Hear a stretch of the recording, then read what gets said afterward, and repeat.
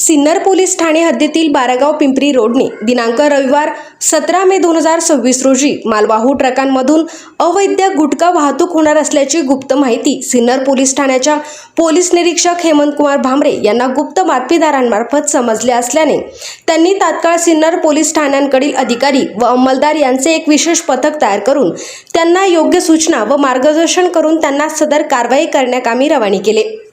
सदरच्या पथकाने सिन्नर बारागाव पिंपरी रोडवर Sangle form house जवळ रोडवर नाकाबंदी केली। नाकाबंदी दरम्यान दिनांक 17 मे 2026 रोजी सायंकाळी 6च्या सुमारास निफाड बाजूकडून सफेद रंगाचा टाटा कंपनीचा MH40Y1979 हा कंटेनर व लाल रंगाचा अशोक लेलँड कंपनीचा MH40CM6616 अशा दोन संशयास्पद गाड्या मिळून आल्या।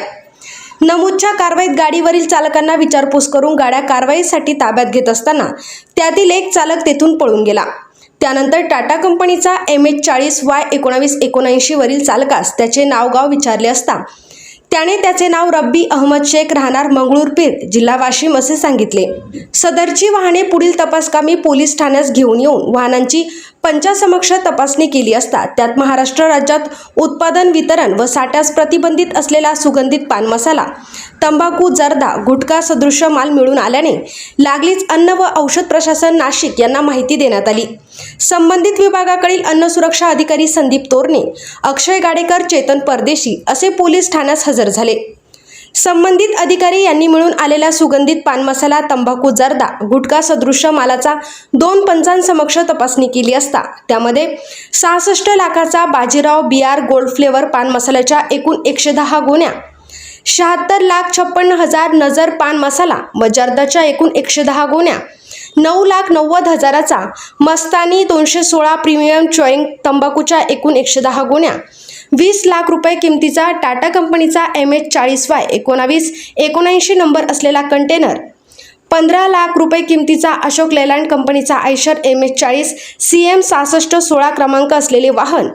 असा एकूण 1,87,46,000 रुपयांचा मुद्देमाल मिळून आल्याने महाराष्ट्र राज्य यांचे पथकाने पंचासमक्ष विस्तार पंचनामा करून सिन्नर पोलीस ठाण्यास फिर्याद दिल्याने गुन्हा दाखल करण्यात आला आहे। सदर गुन्ह्यात आरोपी नामे रब्बी अहमद शेख राहणार मंगळूरपीर जिल्हा वाशिम यास अटक करण्यात आली असून माननीय न्यायालयाने त्यास 3 दिवस पोलीस कोठडी रिमांड मंजूर करण्यात आली आहे।